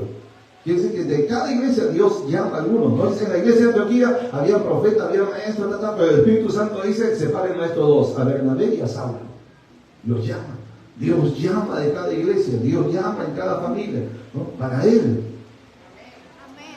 ¿No? Los demás pueden ocuparse de otras actividades, pero hay gente separada ya desde antes de la fundación del mundo. Ya Dios los tiene destinados para Él, ¿no? Pero como están bajo autoridad paterna y materna de un hogar, de una familia, necesitan el permiso, necesitan el apoyo, necesitan el respaldo y aún inclusive el sostenimiento para que se dediquen al servicio de Dios. Si yo estoy aquí y gracias a Dios hemos llegado hasta donde Dios nos está llevando, hermanos, es gracias a mis padres, tengo que decirlo, papá y mamá, ¿no? Ya les conté el sueño que tenía, ¿no? El sueño de mi vida era otra cosa, ¿no? Anhelaba eso y procuré alcanzarlo, casi lo alcanzo, pero Dios me cambió los planes. Y cuando tuve que decir a mis padres, obviamente no fue lo que esperaban, no es lo que deseaban, no es lo que pensaban o planeaban para mí, pero yo supe que era llamado por Dios y tuve que decidir, pero necesitaba el respaldo y el apoyo de mis padres. ¿Me estoy explicando? Gracias a Dios que están aquí, toda la vida me han apoyado, hasta hoy, ¿no? En la edad que tienen. A todo, casi que todo. Cuando estuve en Ecuador, fueron allá a visitarme. Estuve en Costa Rica, mi madre fue para allá. Mi padre estaba a punto de ir, pero algo pasó ahí que no llegó a salir. Y así, ¿no? O sea, todo el tiempo para estudiar, para prepararme. ¿De dónde? Si era un muchacho, tenía que renunciar al trabajo para dedicarme a internado, a prepararme para servir a Dios. ¿De dónde? Gracias a Dios por mis padres, gracias. Han sido el instrumento que ha permitido que fuera formado. Eso les digo, padre, cuando usted ve que alguno de sus hijos tiene un llamado, una vocación de servir a Dios, no se lo impida, no se lo prohíba. Es lo mejor que a usted le puede pasar. Por esa causa Dios va a bendecir su casa, Dios va a proveer su economía, no solamente de su hijo, sino de su familia, de su casa. Amén. Porque hay alguien que está dedicado a Dios, pues Dios se hace cargo de él y de su casa. Así es. ¿Bien? Así que este nombre Besodías también nos habla de alguien que camina en una íntima relación con Dios, ¿no? Porque su nombre significa en intimidad con Jehová, en el consejo de Dios. ¿Ya? También habla de alguien que busca dirección, que busca consejo en la intimidad con Dios. Así que si usted es padre de familia, es bueno y es necesario que tome tiempo en la presencia, en la intimidad con Dios, en el secreto de Dios, para preguntar: Señor, ¿qué planes tienes con mis hijos, con mis hijas? ¿Cuáles son tus planes? Yo tengo un pensamiento para ellos. Pongas a pensar, los que son padres y madres aquí, en tu hijo, tu hija, ¿te has puesto a pensar cuál es el plan de Dios para ellos, para ellas? Porque uno puede tener planes para nuestros hijos, sí, los tenemos, deseamos lo mejor para ellos, pero ¿se ha puesto a pensar qué planes tiene Dios para ellos? Y si el plan de Dios es diferente al suyo, ¿por qué la Biblia dice que los pensamientos de Dios son más altos que nuestros pensamientos? Sus caminos más que nuestros caminos. ¿Tendremos nosotros mejor pensamiento, mejor idea, un mejor futuro para nuestros hijos que nuestro Dios? Pregunto. Es un asunto de confiar, es un asunto de fe, es un asunto de creerle a Dios. Digo, si alguien quiere servir a Dios, no se le impida, hermano. Así que el reino de Dios necesita, hermano, padres como Besodías que respalden, que apoyen a sus hijos para que sirvan al Señor. Este muchacho segundo Mesulam, ¿no? Pudo servir porque tenía un padre que oraba por él, un padre que buscaba en la intimidad de Dios. Creo que también Besodías intercedía por sus hijos, ¿verdad? Porque estando en la intimidad con Dios, obviamente estaría clamando, orando, intercediendo, pidiendo a Dios para que se cumpla su propósito en la vida de sus hijos. Es una tremenda ayuda, hermano, a un hijo saber que sus padres están intercediendo. Gracias a Dios, eso también lo tengo en mis padres. Y lo hago por mis hijas también. Miren, vamos a la parte final. ¿Qué aplicaciones prácticas tenemos en este pasaje que hemos leído? Además de los dos nombres de Joiada y Mesulam, ¿qué más podemos ver aquí? Por ejemplo, podemos notar que en el capítulo 3, 12 veces se repite la expresión junto a ellos restauró. Se dice, aquí restauró tal persona y junto a ellos restauró otra persona. Junto a ellos restauró otra persona. Junto a ellos restauró otra persona. Junto a ellos. 12 veces repite una y otra vez, junto a ellos restauró. Y esto nos habla de la capacidad que debemos tener nosotros de trabajar junto con cualquier tipo de persona. No todos serán como Mesulam. Mesulam es una persona pasible, ¿no? Simpático, ¿sí? Una persona de paz, un aliado incondicional. Ese es Mesulam, pero no todos se llaman Mesulam, pues algunos se llaman Contreras, algunos se llaman renegones, ¿no? O sea, hay otros, tienen otro, sí, no todos son iguales, tienen diferente carácter, diferente temperamento. Algunos son agradables, otros no son tan agradables. Yo tuve un compañero, hermano, en el tiempo que estudié para las misiones, internado, era internado, 4 años, ¿verdad? Y nos sentábamos en las carpetas de esas antiguas, ¿se acuerdan? Las carpetas de A2, ¿no? Esa carpeta con asiento y acá la mesa, ¿se acuerdan? ¿No? En esa carpeta ahí nos sentábamos. Este era un varón ahí del lado del sur, alto, fornido, era descendiente directo de Mamaocchio y Bancocapa, casi. Un abrazazo, no, sí, una vocesaza, no necesitaba micrófono. Aún yo con micrófono, la voz de él resonaba más fuerte. Una voz, un vocerón imponente, ¿no? Y él era mi compañero, José Apaza. ¿Y sabe qué hacía? ¿Qué hizo? Lo primero que hizo cuando nos sentamos juntos, tomó una regla, esas reglas antiguas, esas de 30 centímetros. Midió de lado a lado, era un poco más largo que esto, para 2. De lado a lado. Su calculadora, bueno, ¿no? Sacó la cuenta, dijo la mitad, con la regla marcó así, una regla. Lo marcó sobre la carpeta así, hermano, bien marcado, y me dijo, ya está, esta es tu frontera, pero de aquí no pasas. En serio, hermano, pero a veces uno no se da cuenta, ¿sí o no? En un lugar que es un poco estrecho, que en un momento se te pasa un porito o algo. Era un minuto que pasaba y yo sentía, y lo flaquito que era. Imagínense, hermano. O sea, así era el hombre, ¿de dónde? De carácter de quién, de Sinchirroca, ¿no? Yo que Yupán, que todo estaba en toda la sangre de los incas, Pero ¿saben qué, hermanos? Llegamos a ser amigos, buenos amigos. Pero no fue fácil. Les salía Machu Picchu, Titicaca, todo se les salía, hermano. Bravo. Pero aprendimos. Y eso nos enseñaron en la escuela. Ustedes tienen que aprender. Cuando van al campo misionero, van a tratar con todo tipo de personas. Gente que les van a recibir con agrado, con aprecio, que son hospitalarios, pero va a haber gente que los van a insultar, va a haber gente que los va a tratar mal, va a haber gente que los mira mal, va a haber gente que los puede apedrear, golpear, me explico, de todo tipo. Y también los que trabajan con uno también tienen un carácter diferente. Yo tenía un compañero que, como era otra vez, ¿no? Era internado, dormíamos todos juntos, así como ¿cómo se diría, Luisito? Un lugar así grande, ¿cómo se dice en el ejército? Donde todos duermen, en el dormitorio, no sé, ya. Y bueno, así, llegamos a un dormitorio grande, largo, y ahí se tendían todas las, no eran camas, eran colchonetas, que ahí nomás dormían. Y había uno que roncaba toda la noche. Nos levantábamos 5 de la mañana, nos acostábamos 11, 12 de la noche. A veces nos amanecíamos haciendo trabajos, tareas. Y ya para dormir uno quiere dormir, ¿no? Este roncaba, para colmo, roncaba con cambios. Como modo de...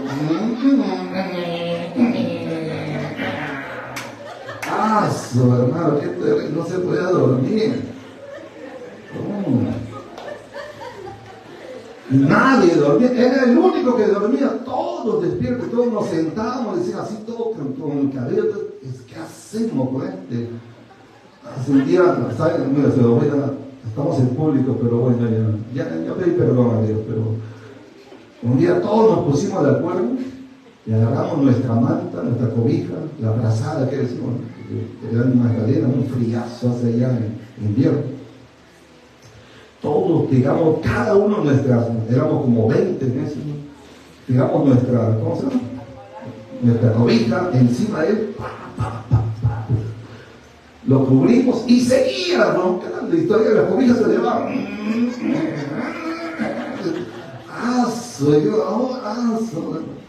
Ya de asado, como dijeron, ya le dieron, agarramos nuestros zapatos y ¿cómo se llama eso? Callejón oscuro.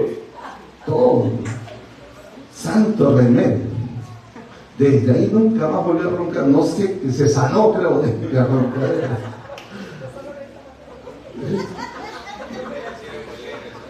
Se sanó él, pero apareció otro. Otro que no roncaba. ¿Sabe qué hacía él? Se despertaba en la madrugada a enseñar, durmiendo, perdón, no se despertaba. Dormido, se sentaba y enseñaba. Así dormido, tipo zombie, ¿no? ¿Cómo se dice eso? Sonámbulo, tipo sonámbulo. Se sentaba y comenzaba a explicar y la palabra de Dios. Y se bueno, de todo. Como dice, sigo contando, nos amanecemos acá contando. Es parte, ¿no? Es parte de eso. Y uno tiene que aprender a convivir. Hay cosas que nos agradan, hay cosas que nos desagradan de la gente, pero tenemos que, como dice la Biblia, seguir la paz con todos, ¿no? Y como decía por ahí antiguamente, la santa paciencia. Y sí, entonces, como por eso digo yo, que un buen servidor y un buen ministro de Jesucristo es aquel que ha desarrollado carácter para sobrellevar todo tipo de personalidades, todo tipo de temperamentos, ¿no? Ya, eso, el Señor Jesús, pues, ¿cómo cree que hizo? Porque convivía con sus... ¿Cómo cree que eran Andrés, Bartolomé, Judas, Simón? ¿Cómo cree que eran? Juan, Jacobo, hijos del trueno, ¿no? Y eran pescadores. ¿Cuántos de ustedes conocen pescadores? ¿Han convivido con pescadores? ¿Saben? Se dice que de todos los oficios, esto no es hablar mal, pero es conocido, de todos los oficios, el peor es el pescador. Son los más vulgares que hay. Acuérdense que como Pedro hablaba lisuras negando al Señor. Es normal en un pescador. Los pescadores dicen, de cada 10 palabras, 11 son lisuras. Del mundo estoy hablando, obviamente, ¿no? Sí, son bravos. ¿Se imagina la paciencia del Señor para tratar con ellos? Aguantar, ¿no? El Señor estaba hablando, vamos a Jerusalén, justo para la Semana Santa, inicio de semana, vamos a Jerusalén, el Hijo del Hombre va a ser crucificado, va a ser golpeado, todo. Le estaba abriendo su corazón. Y cuánto me angustio, dice, que esto suceda, dice, ¿ya qué le dice a nosotros? Maestro, entonces, ya pues, digo, el día que ya estemos ahí en el reino, uno a tu derecha y el otro a tu izquierda.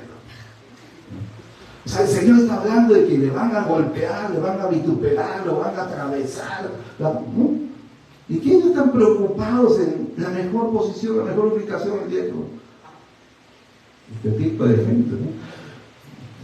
Y nomás que la misericordia de Dios tan grande y la paciencia del Señor también, la Biblia dice misericordioso y paciente es Jehová. Gloria a Dios. Bueno, y también nosotros, ¿no? También nosotros, el carácter que teníamos, o que todavía está en perfeccionamiento, ¿no? Hay que aprender, hermano. Así que denle un cariñito al que está cerca de ustedes. Te amo, mi hermano, como eres.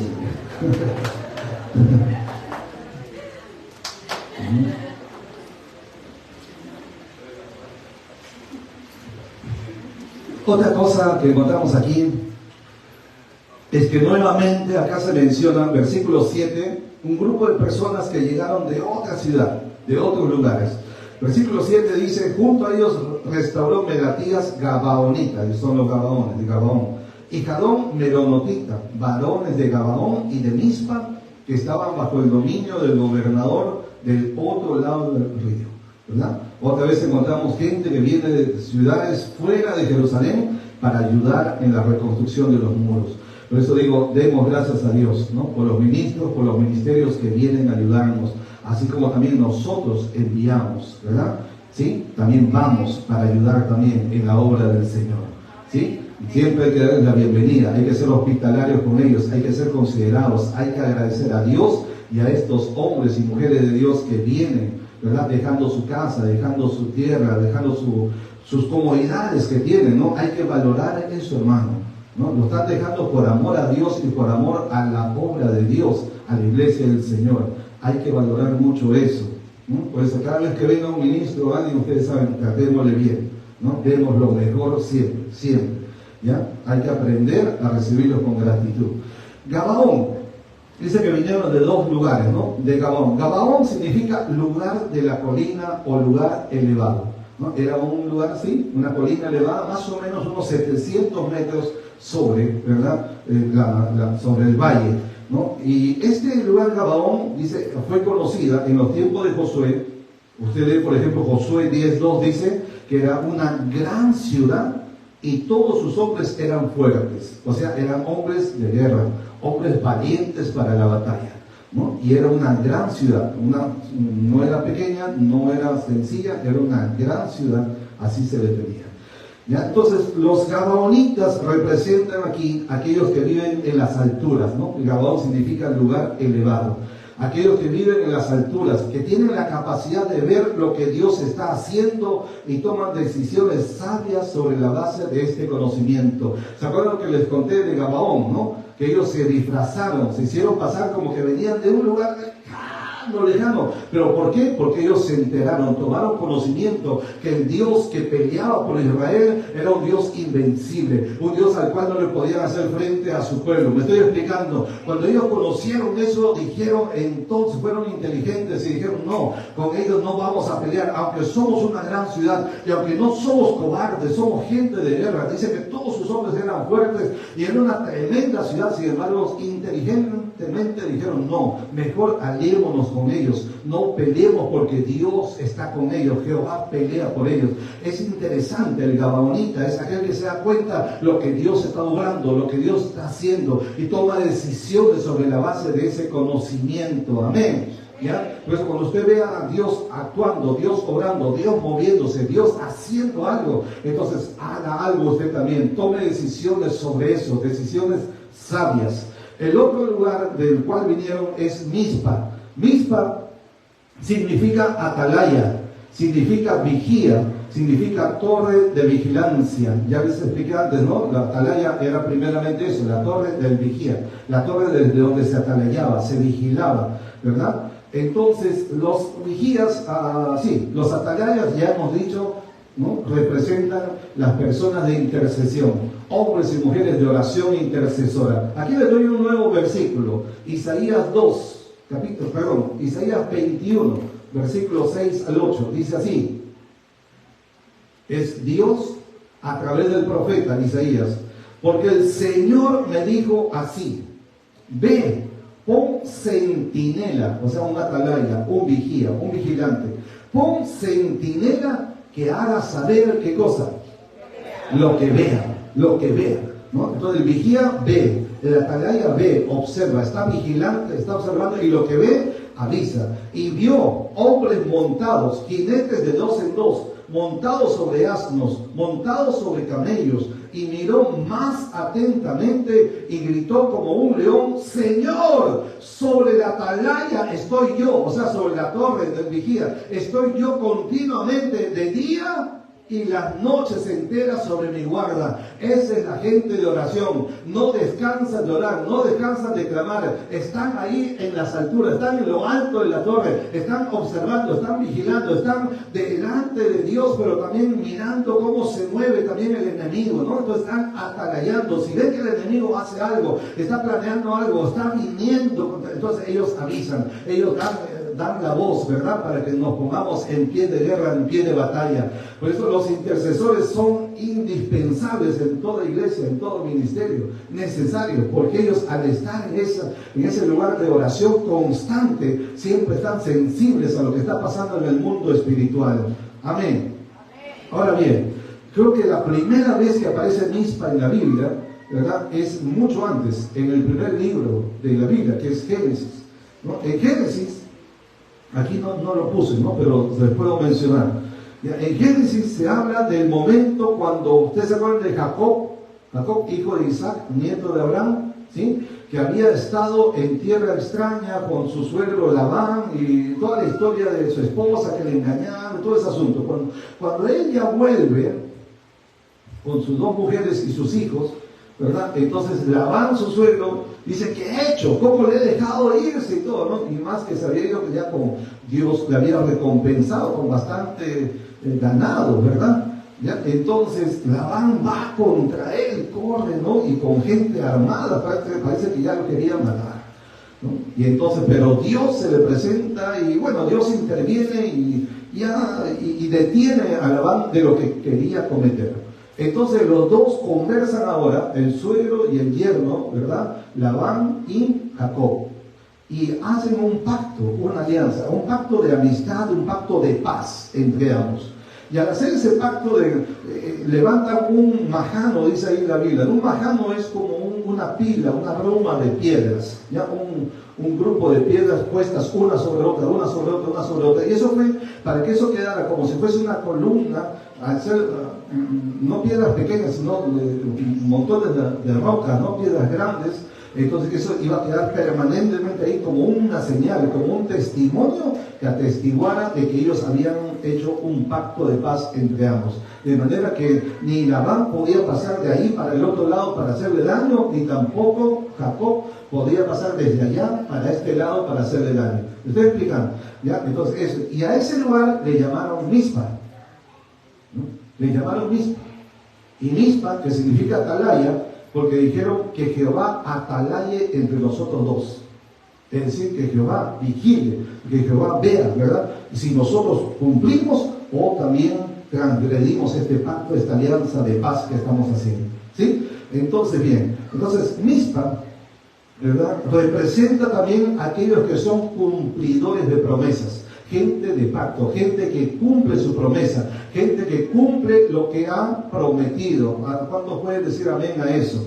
Es gente que mantiene su palabra de honor en todo tiempo. Palabra de honor, palabra de caballero, palabra de hombre, palabra de mujer, ¿verdad? Que cuando decimos sí, el sí debe ser sí siempre. Decimos no, se mantiene ese no. ¿Aló? ¿Sí? ¿Ya? Sí. ¿No? Los que tienen hijos menores, ¿no? Cuando el papá dice sí, ¿qué pasa? Mandan a la mamá para que cambie el sí por el no. Dile a mi papá, tú sabes, ya tú sabes todo. ¿Y qué hace la mamá? Lo que no debe hacer. Pues si el papá dice sí, la mamá debe decir sí, haz caso a tu padre. Porque usted dice que ya, ok, convéncelo, porque ella no, está desautorizando, restando la autoridad del padre. Y eso vale para ambos, viceversa también. Tienen que estar de acuerdo, porque si no están de acuerdo, por eso los chiquillos son inteligentes, ¿no? No tienen nada de esto, ¿no? Sí, inteligentes, juegan al ping-pong con los padres, ¿no? Sí. Porque también cuando la mamá está ahí, van al papá, ¿no? Papá, ¿no? Tú eres bueno, tú eres un papito, tú eres un papichulo. Y entonces, le gana el corazón al papá. Y dice, no. Pregunte primero, ¿qué te dijo tu mamá? ¿Qué te dijo tu papá? Ya pues obedece. Ya está. Y si doy mi palabra a otra persona, digo, sí, me comprometo a hacerlo, tengo que hacerlo. ¿No? A ver, comenzamos la escuela de discípulos. Y el compromiso es hasta el final. Ahora, hay que cumplirlo. Ahí están llegando, pero hay que cumplirlo, hay que mantenerlo, ¿no? 2 semanas, 3 semanas, 4 semanas, hasta terminar. Amén. Ya, ese es Mizpa, gente de palabra, palabra de honor. ¿Sí? ¿Ya? Contra viento y marea. Me acuerdo allá en, ¿cómo se llama? Me olvido ya. Un lugar bien tranquilo. ¿Cómo se llama? Posuso, antes de Posuso, a ver los que conocen. La población que está antes del Valle de Posuso. No. Bueno, ya se me olvidó ahorita, pero Oxapampa, sí. En ese lugar bien tranquilo, ¿no? El lugar más tranquilo del Perú, ¿no? Y del planeta. ¿Ya? Y había un hermano ahí, se llamaba Juan, me acuerdo, no sé si todavía vivirá, ¿no? Nosotros siempre lo visitábamos con su familia, ¿no? Sus hijos estudiaron en la escuela también de misiones. Así que teníamos mucha amistad, y cada vez que estábamos cerca nos desviábamos para allá porque eran bien hospitalarios, ¿no? Nos querían bastante, nos daban de comer, nos cuidaban y todo, ¿no?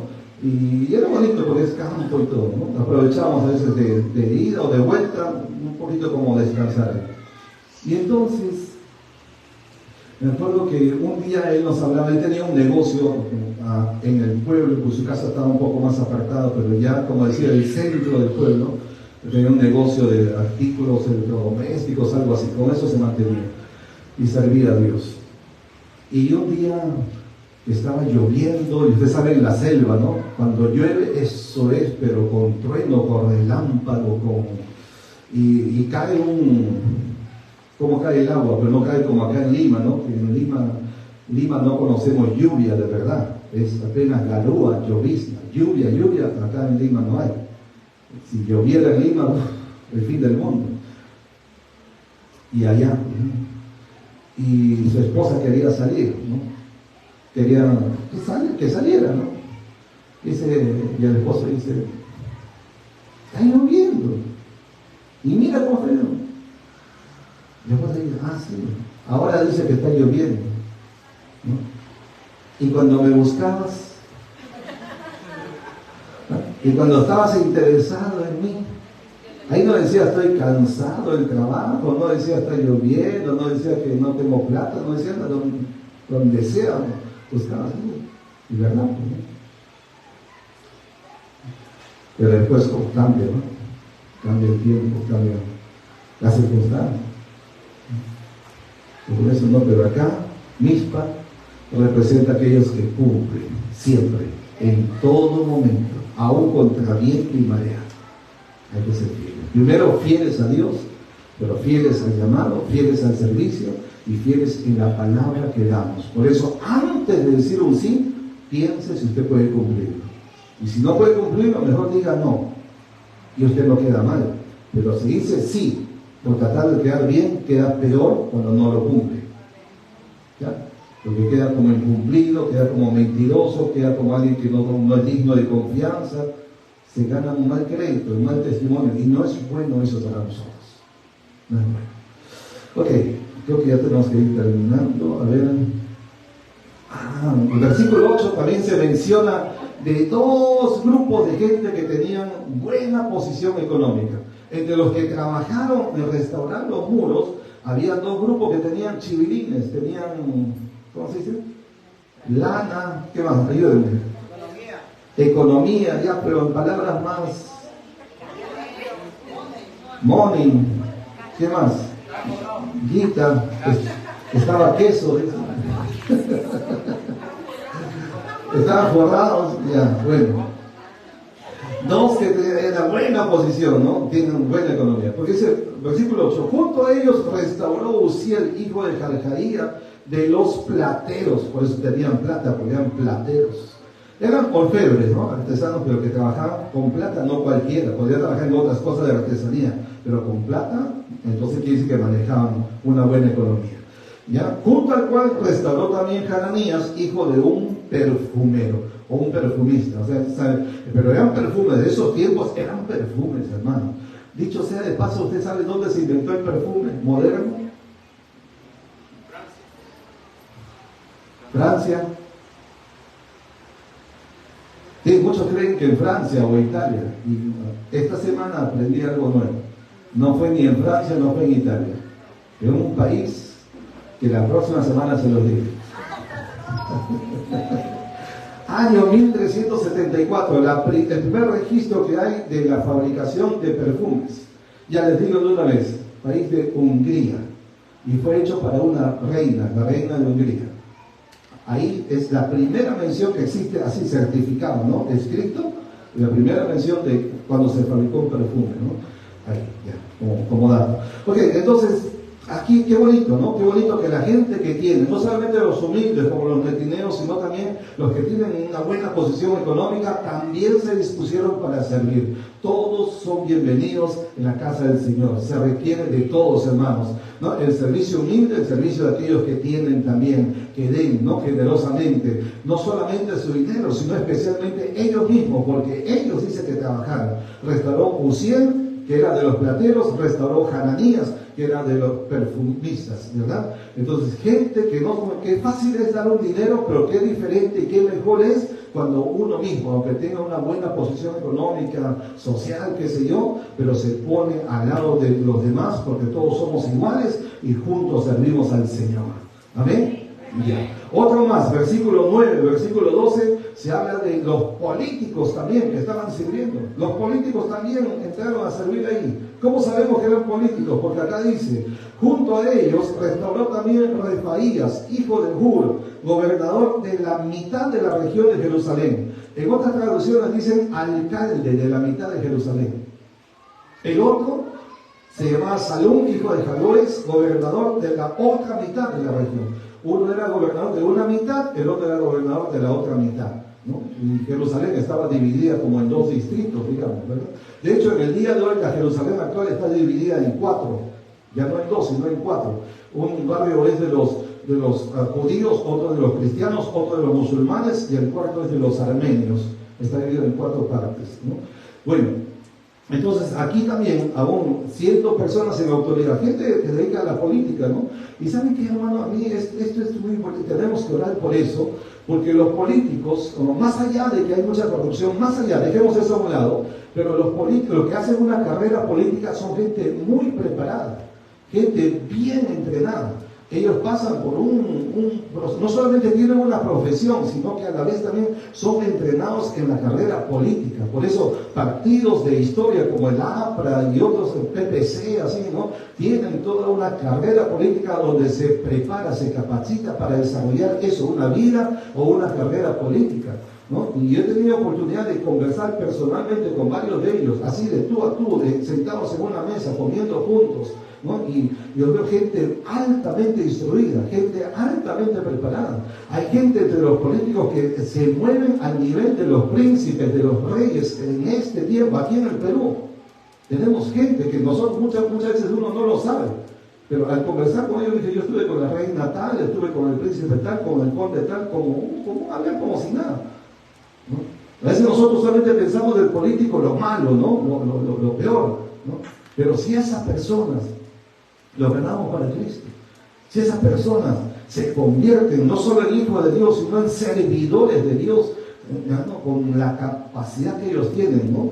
¿Verdad? La instrucción que ellos tienen sería una gran ayuda, pero convertidos, que se conviertan y se conviertan de verdad, ¿no? Y aquí tenemos a dos, ¿no? Gobernadores o alcaldes que ayudaron también, que se dispusieron también, ¿ya? Otro más, versículo 10, a ver cómo lo vamos a interpretar, porque dice, asimismo restauró junto a ellos y frente a su casa, noten eso, frente a ¿dónde? A su casa. ¿Cómo se llamaba? Jedaías, hijo de Jarumaf. ¿Cómo le podemos considerar aquí? Se puede ver desde dos ángulos, dos perspectivas, ¿no? Uno, de la parte negativa podría ser de que fresco, ¿no? Qué fácil, como decir, ¿no?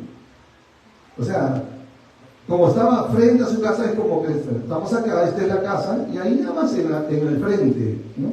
En la puerta, nada más, ahí nada más, no tenía que gastar tiempo, pasaje, comida, no tenía que caminar, no tenía que cansar, ahí nada más, lo más fácil. ¿Podría interpretarse así?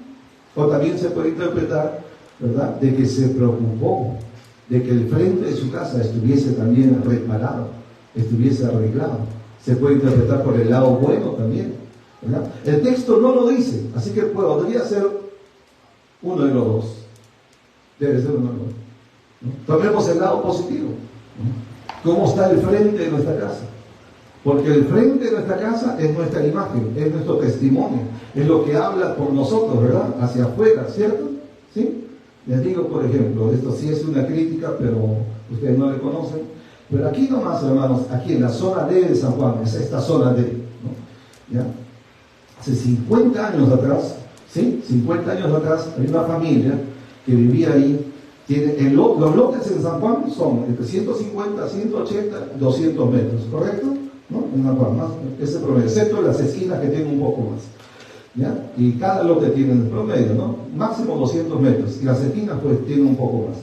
Entonces, esta casa tenía así 200 metros cuadrados, y solamente tenía construido un pedazo como esto, un poquito más. Haga de cuenta donde está ahí ¿cómo se llama? El trípode, de ahí para arriba. Y todo el espacio demás libre, como 3/4 partes libre, hace 50 años.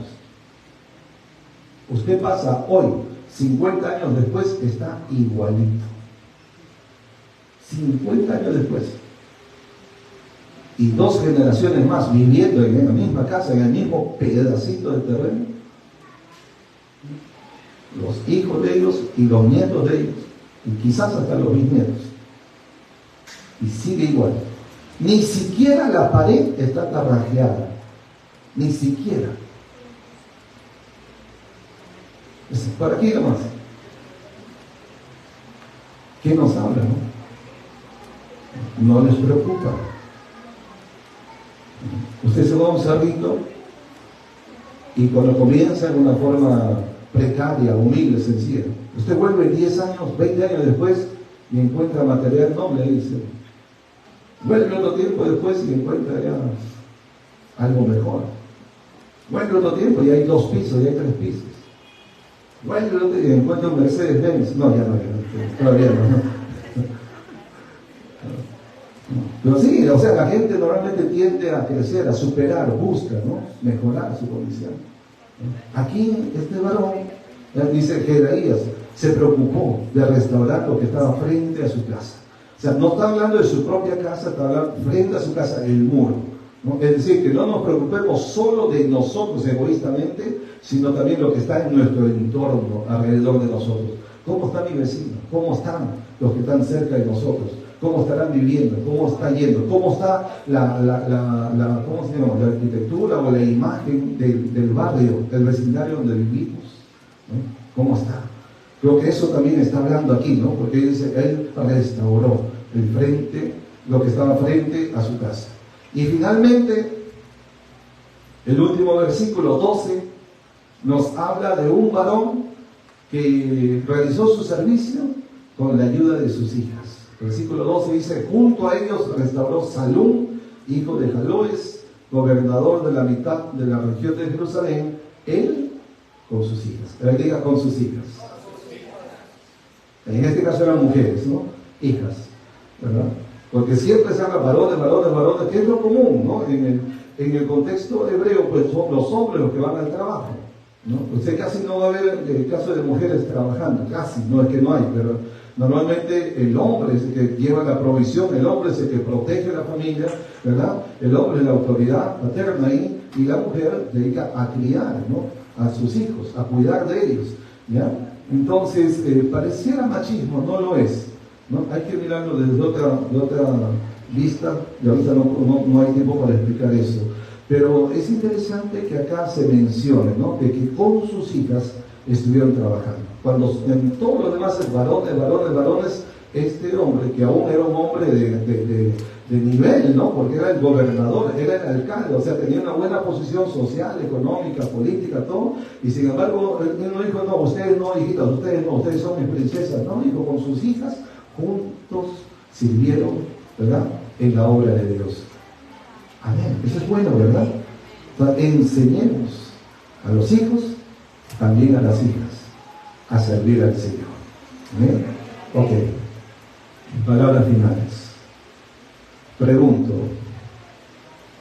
¿cómo estás cuidando tu puerta vieja? ¿Qué representa la puerta vieja? A Cristo como la palabra de Dios. ¿Tomas tiempo para meditar, para estudiar, por lo menos para leer la palabra cada día? ¿O está la Biblia tipificada en esa puerta vieja, descuidada, desarreglada, abandonada? Agarras tu Biblia cada mañana al comenzar el día o en la noche al terminar el día. O sea, realmente cada uno se toma un tiempo para estudiarla, para leerla diariamente, porque es el pan de vida, ¿no? Y el pan se come diariamente, ¿no? ¿Le das prioridad a la palabra cada día? O sea, ¿es lo primero en tu vida? ¿O es lo segundo? ¿O es lo tercero?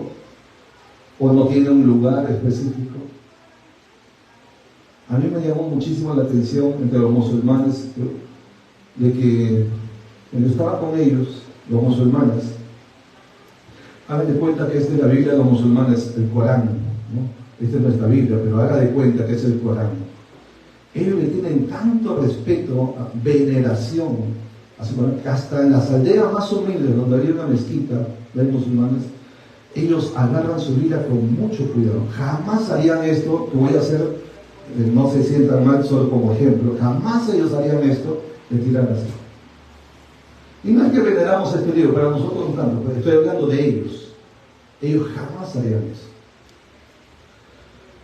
La agarran con tanto cuidado y lo envuelven.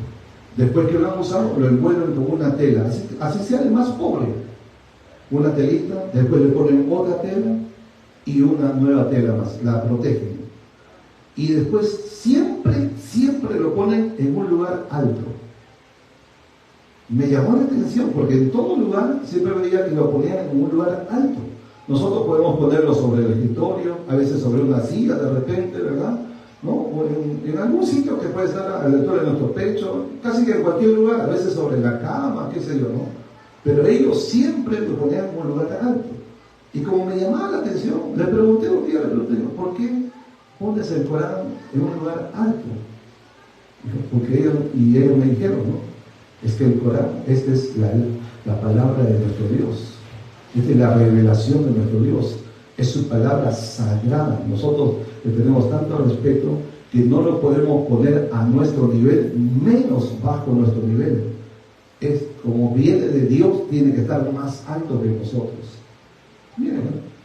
Y aunque muchos de ellos son solamente también de nombre nomás, pero aún así, ¿no? Pero aprender ese principio, ¿no? No que nosotros vamos a agarrar, también vamos a poner un lugar alto, no estoy diciendo eso, sino más que el libro físico como tal, es tener cuidado de lo que aquí dice, ¿no? Respetamos lo que dice aquí, obedecemos lo que dice aquí, cumplimos lo que dice aquí. Es más, pregunto, ¿sabe todo lo que dice aquí?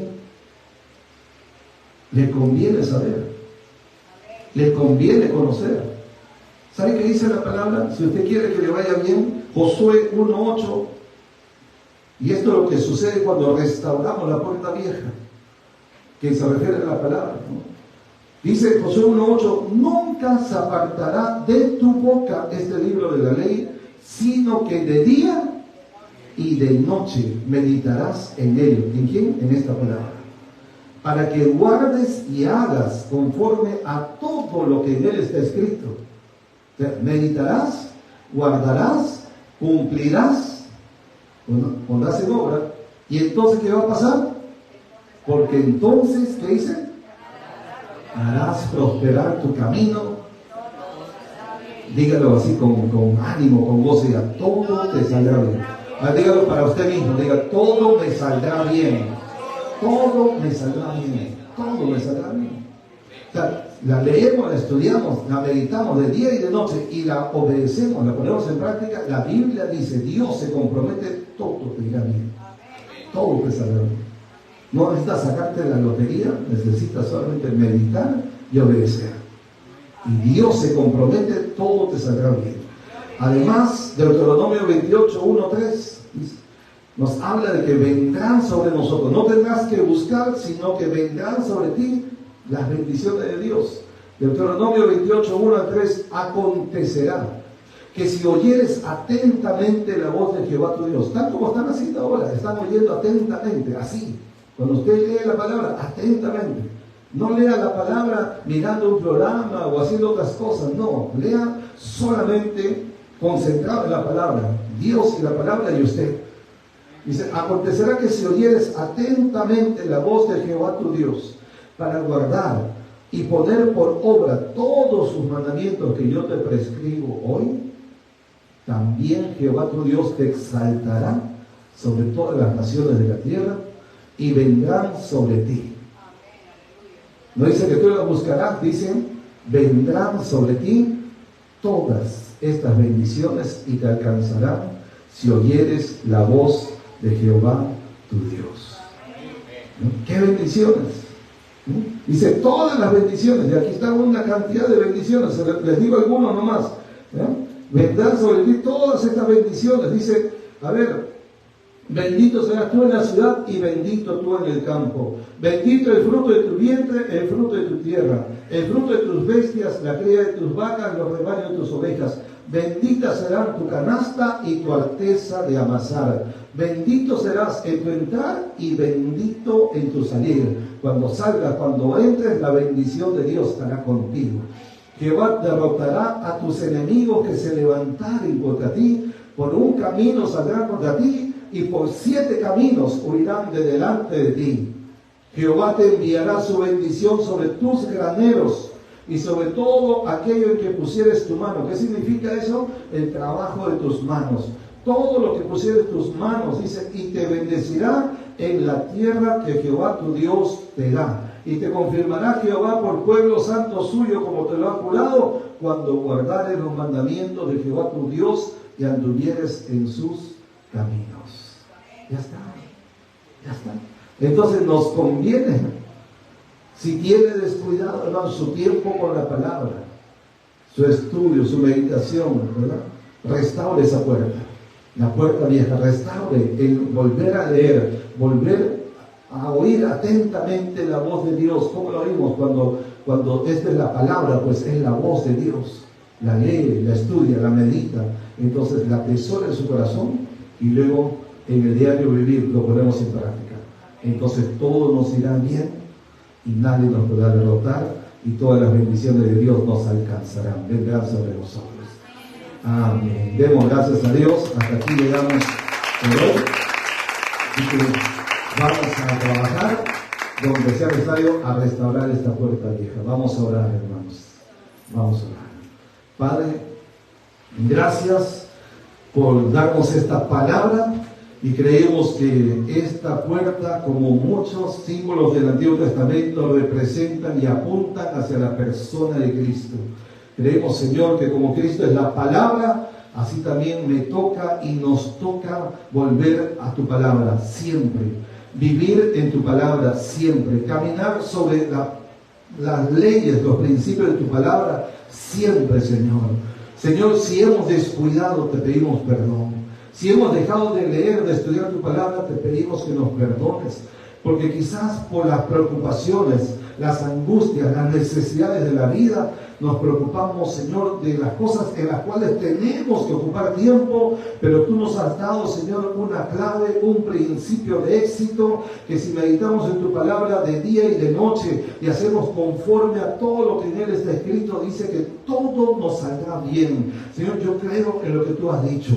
Tomo, Señor, esta promesa para mí y caminaré, viviré, obedeceré lo que está en tu palabra, y por ello creo que me irá bien a mí y a mi casa. Dígale, Señor, vuelvo nuevamente a tu escritura, vuelvo a las sendas antiguas, vuelvo a la ley y al testimonio, vuelvo a estudiar tu palabra. Haga un compromiso con Dios. Dígale, Señor, tomo la decisión de tomar tu palabra cada día, meditar en ella de día y de noche. Sí quiero que me vaya bien, sí quiero que tus bendiciones me alcancen y vengan sobre mí. Dígalo, si usted quiere, haga un compromiso con Dios. Esto no es automático, esto no es algo que sucede solo porque somos hijos de Dios. Hemos visto hoy cómo si restauramos esta puerta, entonces la bendición de Dios nos alcanzará y todo lo que hagamos nos saldrá bien. Yo creo que eso es lo que usted quiere, y Dios le está diciendo: restaura la puerta vieja, vuelve a las sendas antiguas, restaura ese tiempo con la palabra de Dios, con la palabra de Cristo, para que andemos como es digno del Señor, para que conozcas cuál es la voluntad de Dios perfecta para tu vida, para que sepas lo que tienes y lo que no tienes que hacer. Si hacemos esto, hermanos, si restauramos esta puerta, a partir de hoy en adelante, entonces tenemos la promesa firme y segura que todo nos irá bien. Gracias, Padre amado. Gracias por tu palabra de hoy, Señor, en el nombre de Jesús. Amén, Señor. Amén.